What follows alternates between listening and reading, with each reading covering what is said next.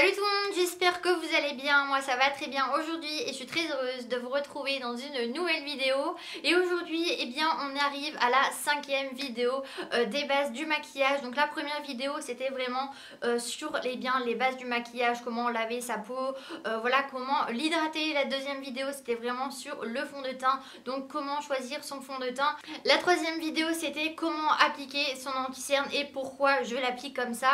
La quatrième vidéo c'était plus sur la poudre. Et la 5e vidéo, eh bien, ce sera comment faire un petit peu de contouring, comment réchauffer son teint et voilà, mettre un petit peu d'highlighter.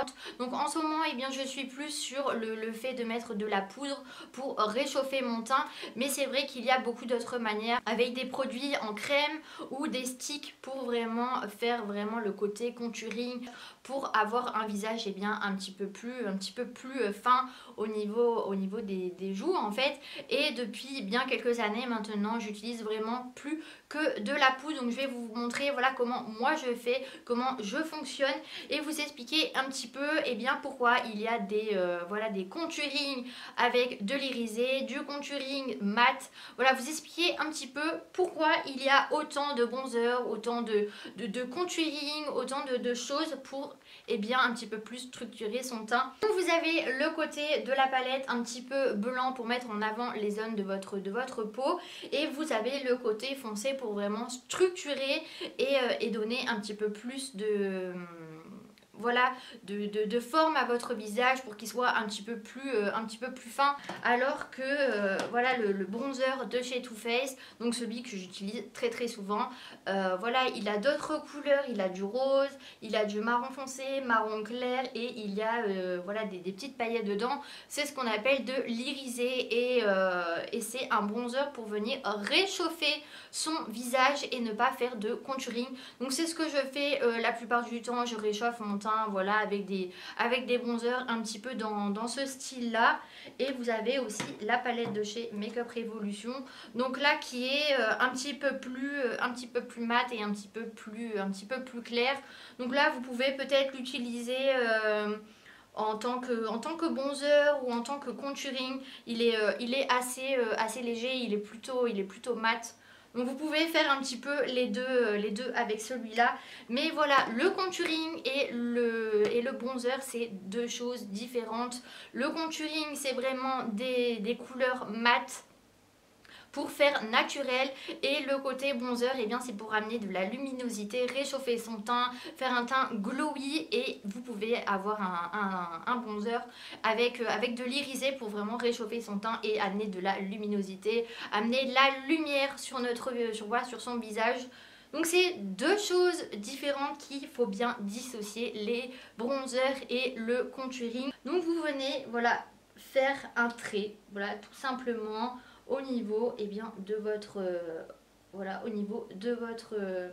de votre ossature de joue. En fait, vous venez faire un trait tout simplement. Donc normalement vous devez prendre la fin de votre oreille et ça doit venir au niveau de votre bouche. En fait, vous devez faire une ligne droite au niveau de votre entre votre oreille et entre votre bouche. C'est là que ça va venir vraiment amincir votre visage et paraître beaucoup plus mince, on va dire.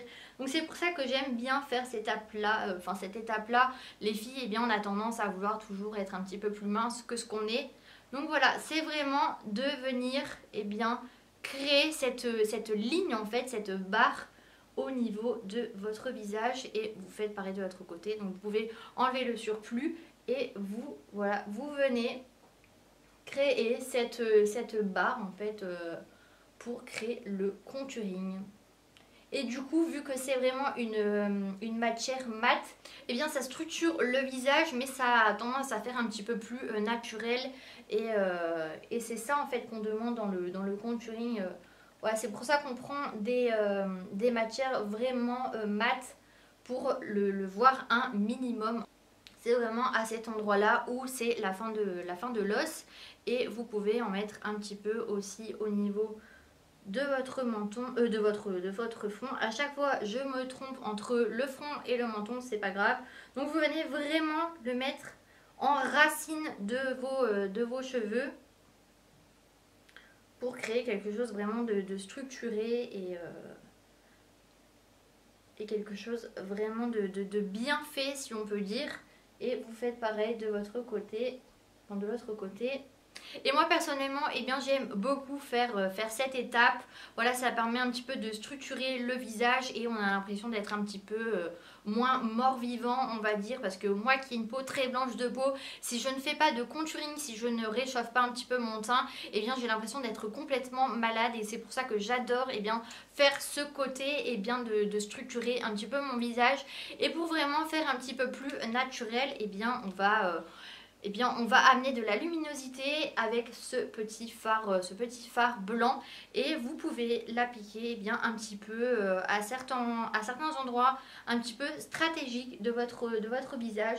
Vous venez vraiment le mettre au niveau d'ici pour voilà, faire un petit peu plus naturel et vraiment structurer voilà, le contouring. Et vous pouvez en mettre un petit peu au niveau de votre front, au niveau du nez. Donc voilà, ça permet aussi d'avoir la petite poudre translucide en fait, au niveau du menton. Et pareil, vous faites ça de l'autre côté, vous en mettez voilà, au niveau d'en dessous. Donc moi je trouve que le contouring c'est vraiment pour mettre en avant son visage, pour améliorer un petit peu les côtés de notre visage, pour vraiment avoir un visage un petit peu plus fin.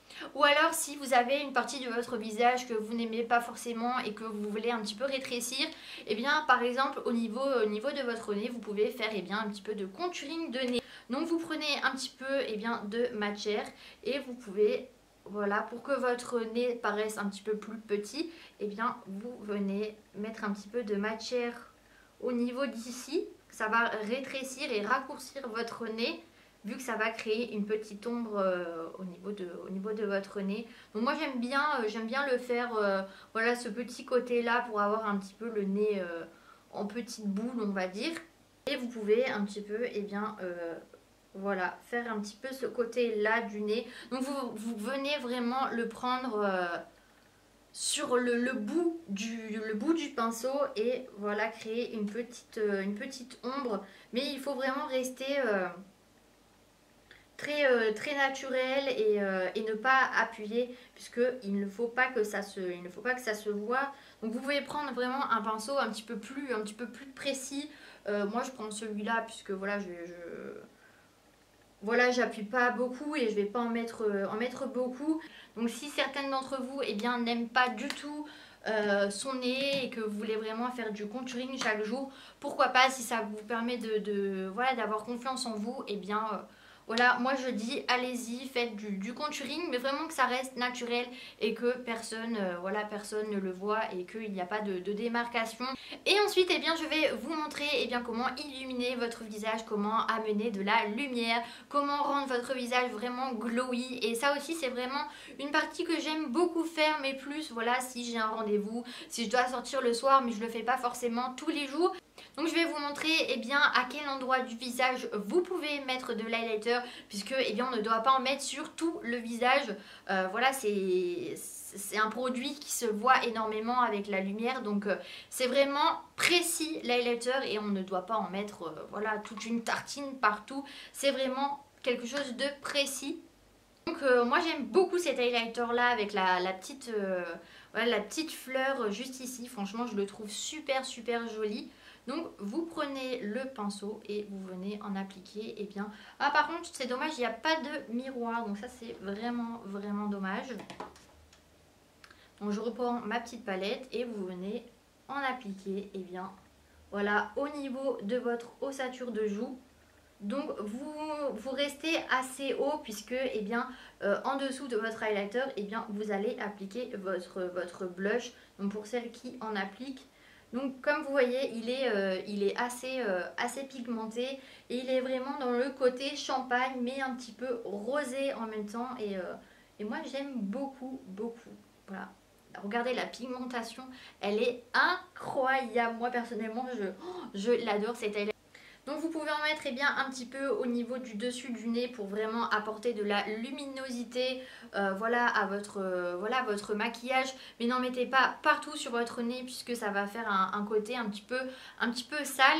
Et vous pouvez en mettre au niveau de, voilà, au niveau de votre arc de Cupidon pour bien faire un petit peu briller. Donc là je n'ai pas du tout de rouge à lèvres, donc ça va pas forcément faire aussi joli que si j'avais eu un petit rouge à lèvres. Mais c'est vraiment pour vous montrer à l'endroit où on peut en mettre. Donc je vais prendre celui-ci puisqu'il est un petit peu plus précis, mais vraiment pour en mettre, voilà, pour structurer un petit peu son sourcil et amener un petit peu plus de luminosité au sourcil.